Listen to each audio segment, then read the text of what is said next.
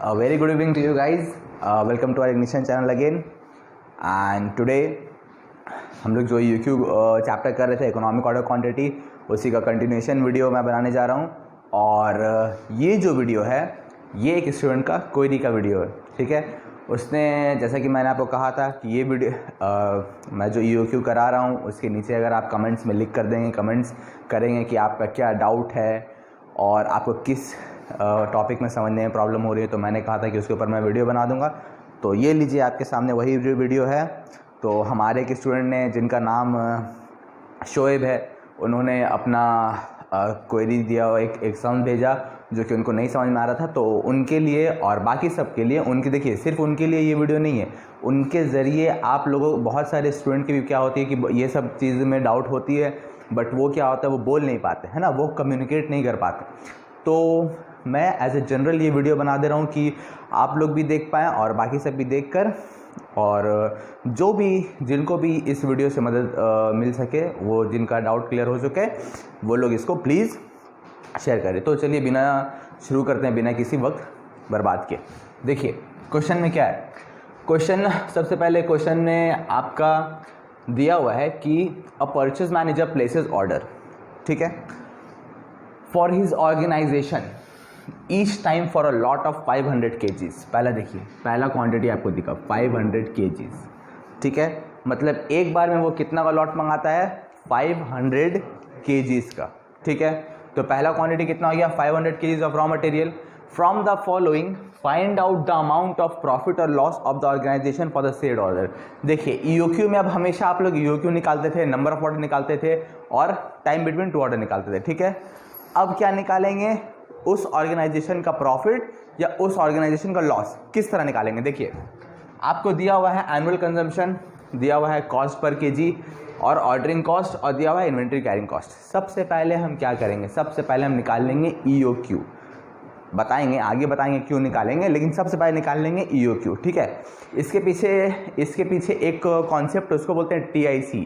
TIC का मतलब होता है टोटल इन्वेंट्री कॉस्ट, ठीक है। टोटल इन्वेंट्री कॉस्ट का मतलब होता है एक इन्वेंट्री है, ठीक है, एक अमाउंट ऑफ इन्वेंट्री है। मान लीजिए ये मेरा गोडाउन है, यहाँ पर 1000 पीस मेरा इन्वेंट्री है, कुछ भी है, किताब है, चेयर है, उसका टोटल कॉस्ट क्या होगा। टोटल कॉस्ट मतलब टोटल कॉस्ट, उसका खरीदने का कॉस्ट, उसका रखने का कॉस्ट, उसका होल्ड करने का कॉस्ट, ठीक है।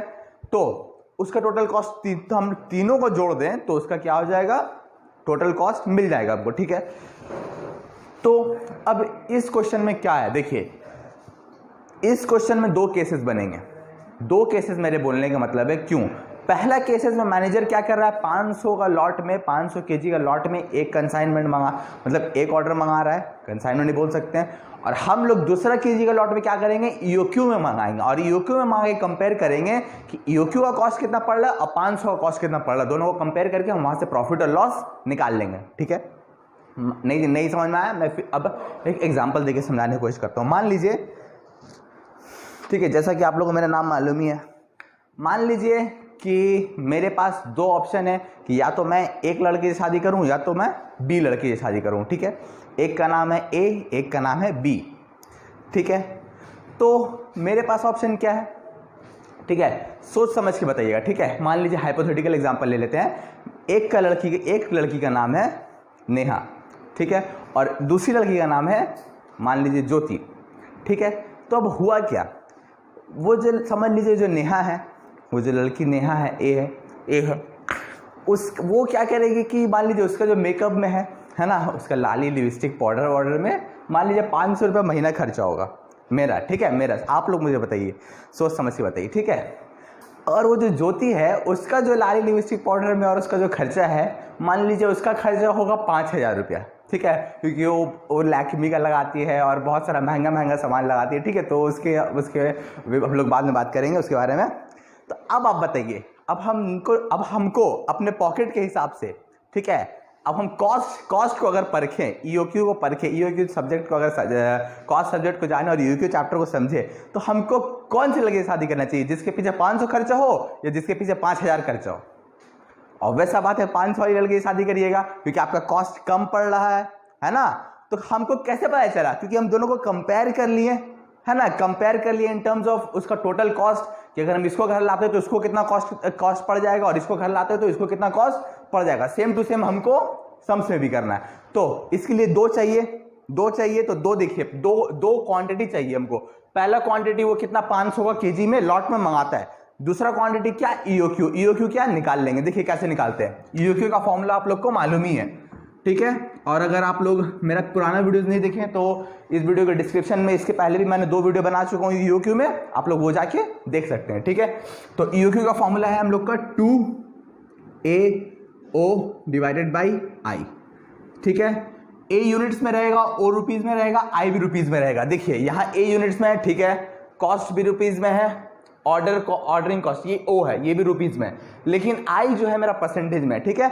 मैंने हमेशा कह दिया था आई अगर परसेंटेज में रहेगा उसको रुपीज में कन्वर्ट करने के लिए उसको कॉस्ट से मल्टीप्लाई कर दीजिए, ठीक है। उसी परसेंटेज को कॉस्ट से मल्टीप्लाई कर दीजिए, ठीक है, उसका कॉस्ट से।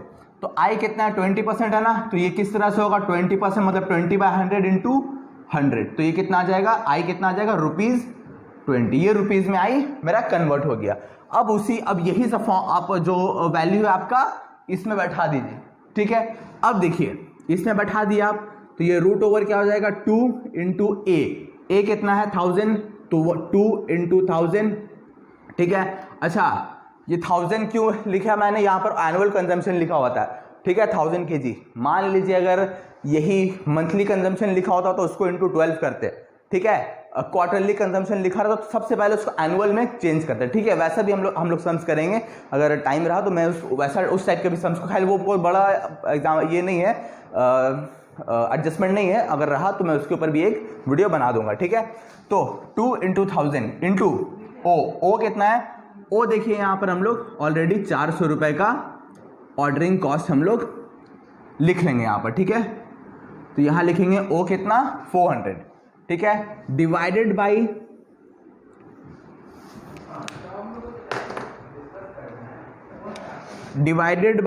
क्या होगा, आई कितना है 20, इसको 400 लिख लेते हैं, डिवाइडेड बाई 20, ये रूट ओवर। तो इस तरीके से हम लोग ईओक्यू निकाल लेंगे, ठीक है।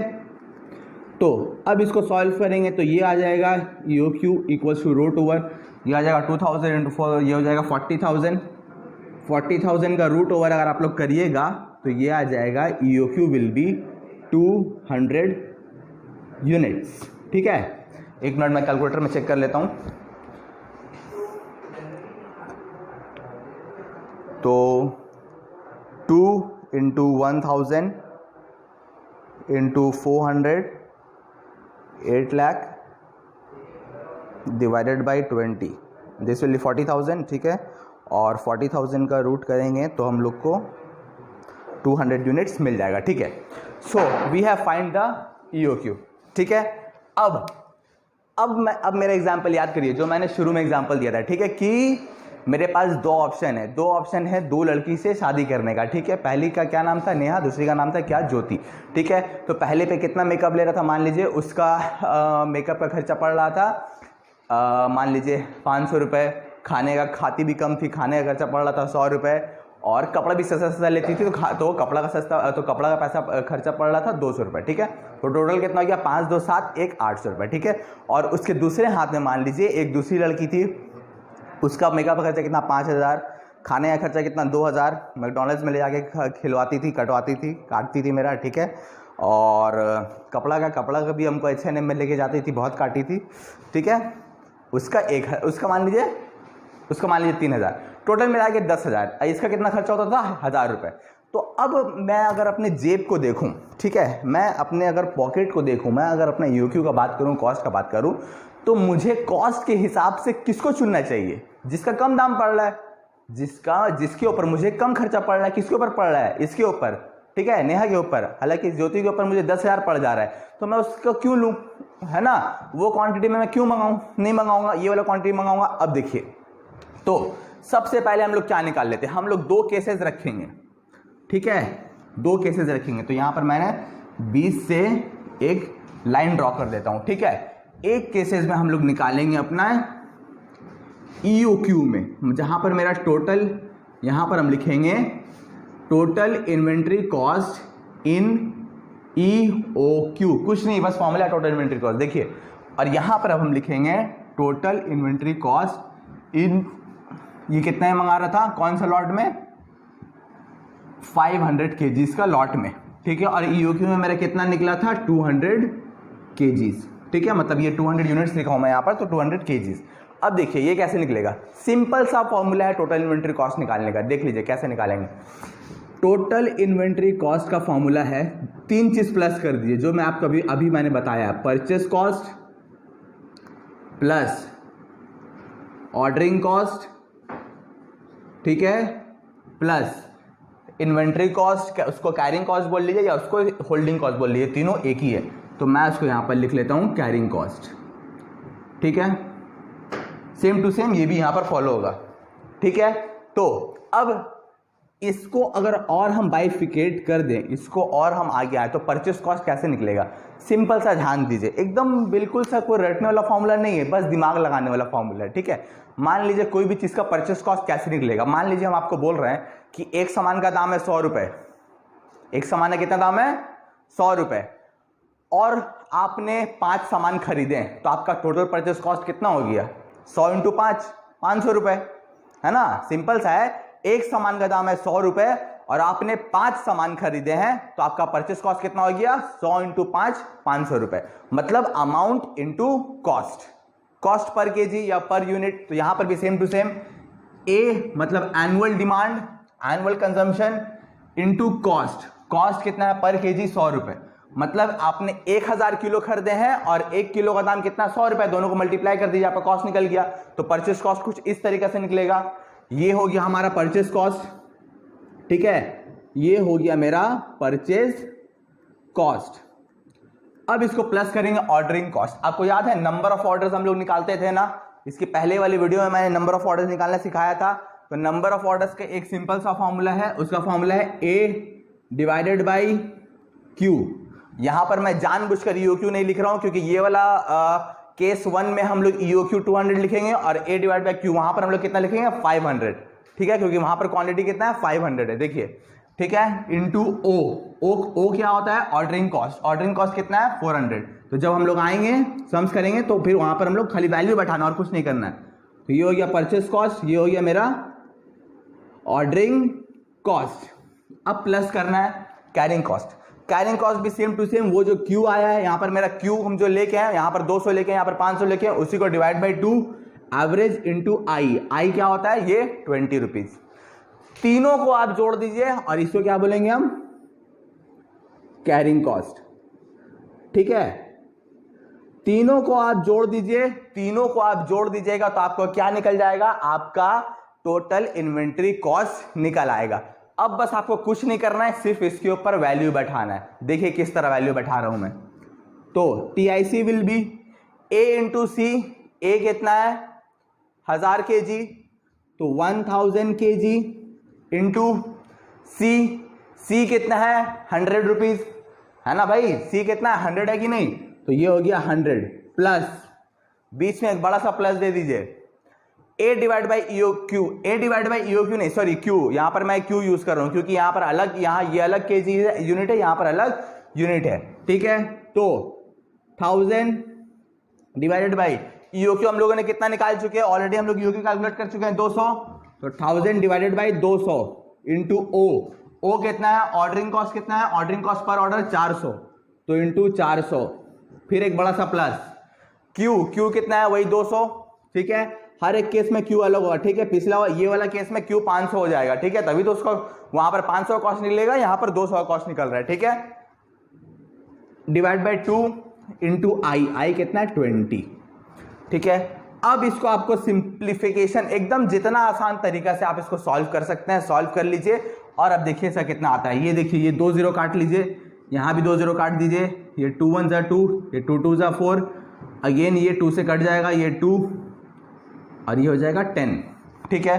अब अगर इसको हम लोग करें तो ये कितना आ जाएगा 1 लाख प्लस, ठीक है, ये हो जाएगा आपका 2000 प्लस, और ये कितना हो जाएगा आपका, ये भी हो जाएगा 2000। तो टोटल आपका TIC कितना हो गया, मतलब total inventory cost 1 lakh plus 2000 plus 2000, तो कितना हो गया 1,04,000। ठीक है, अगर कोई कैलकुलेशन मिस्टेक हो तो एक बार आप लोग देख लीजिएगा, क्योंकि मैं मैनुअली कर रहा हूँ, मैं कैलकुलेटर यूज नहीं कर रहा हूँ। ठीक है, वैसे तो होना तो नहीं चाहिए, हाँ नहीं है। ठीक है, तो अब मैंने EOQ का total inventory cost in EOQ या फिर इन 200 यूनिट्स, 200 के अगर लॉट्स में मैं मंगाऊं, अगर मैं अपना सामान 200 के लॉट में मंगाता हूं, मतलब 200 1000 क्वांटिटी को 200 200 200 200 200 5 बार मंगाता हूं, तो मेरे को कितना कॉस्ट पड़ जाएगा 1,04,000 रुपीज, 1,04,000। अब मान लीजिए अगर हम सिर्फ 500 और 500 दो बार मंगा ले तो क्या कम कॉस्ट पड़ेगा? मान लीजिए अब हम निकालेंगे, आपको निकाल के दिखाएंगे, रुकिए। ठीक है, मान लीजिए आप लोग पहले बस सोचिए सिर्फ कि हम 200 का क्वांटिटी में मंगा रहे हैं सामान, 5 बार मंगा रहे हैं, तो मेरा ऑर्डरिंग कॉस्ट बढ़ रहा है कि नहीं बढ़ रहा है ना? और वही हम उसको 2 बार में मंगा ले तो मेरा ऑर्डरिंग कॉस्ट कम पड़ेगा, बिल्कुल कम पड़ेगा, लेकिन आपका होल्डिंग कॉस्ट बढ़ जाएगा, स्टोरेज कॉस्ट बढ़ जाएगा। आइए देखते हैं कैसे बढ़ेगा। देखिए, इसका भी वही same to same formula, TIC का A into C plus A/Q into O plus Q/2 into I। ठीक है, सेम टू सेम। देखिए वही चीज मैंने लिखा है, बस खाली Q वहां पर चेंज हो जाएगा, तो यहां पर A इंटू C तो सेम ही रहेगा। A कितना है आपका? A है आपका 1000 इंटू C कितना है 100 प्लस A कितना है 1000 डिवाइड बाई Q। यहां पर Q कितना लेंगे 500। याद रखिए यहां पर क्वांटिटी कितना है 500, क्योंकि आप 500 क्वांटिटी मंगा रहे हैं। देखिए तभी ना कंपेयर कर पाएंगे, मैंने क्या बोला, जब 2 लड़की रहेगी तभी ना कंपेयर कर पाइएगा। एक लड़की में क्या कंपेयर करिएगा? यहां तो एक लड़की भी नहीं मिल रही है। ठीक है, तो ये हो गया 1000 divided by Q, 500 into O कितना है 400 प्लस Q/2, Q कितना है again 500 divided by 2 into I कितना है आपका, ये देख लीजिए इधर, इन्वेंट्री कैरिंग कॉस्ट 20 रुपए, मतलब देखिए। ठीक है, ये I आपका कितना आ गया 20 रुपए। तो इसको अब मल्टीप्लाई करेंगे, देखिए तो ये सेम टू सेम आएगा 1 लाख। ठीक है, ये एकदम बिल्कुल सेम टू सेम आएगा। इसको काटिए, ये 2 0 कट गया, ये 2 0 कट गया, ये 5 1 5 5 2 10, तो ये कितना हो जाएगा 4 2 800। देखिए सिर्फ ऑर्डरिंग कॉस्ट कितना लगा 800 रुपए, क्योंकि आपने सिर्फ 2 बार मंगाया। यहाँ पर ऑर्डरिंग कॉस्ट कितना लगाता है 2000 रुपए, क्योंकि आपने 5 बार ऑर्डर किए थे 200 करके, है ना, और एक बार का 400 लगा तो 5 4 200। ठीक है, सिंपल बता रहे हैं, वैसे कुछ है नहीं। प्लस एक बड़ा सा प्लस 2 1 2 2 1 2 0, यहाँ कितना लगेगा 5000। देखिए आपने ज्यादा सामान मंगा लिया तो आपका रखने का कॉस्ट 5000 पड़ गया कि नहीं पड़ गया? 5000 पड़ गया ना। आप लोगों को क्या लग रहा था कि हम 2 ही बार मंगा ले तो मेरा कम दाम पड़ेगा?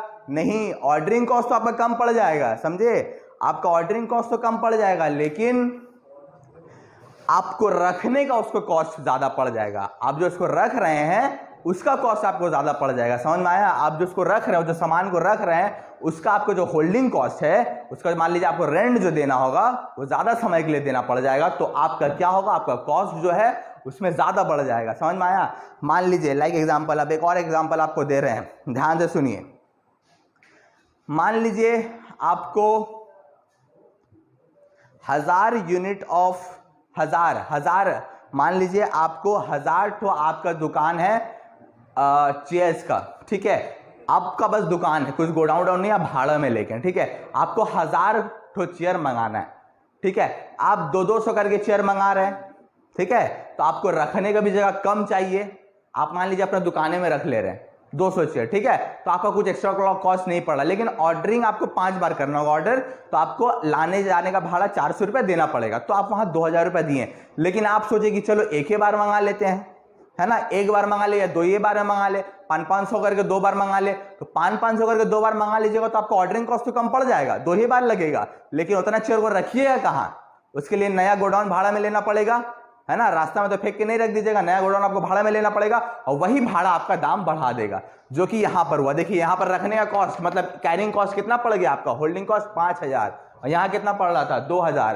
तो यहां पर अगर हम जोड़ लें total inventory cost in 500 kg, मतलब अगर आप 500 kg मंगाते हैं तो टोटल इन्वेंट्री कॉस्ट कितना पड़ेगा, ये पड़ जाएगा आपका 1,05,800 रुपये।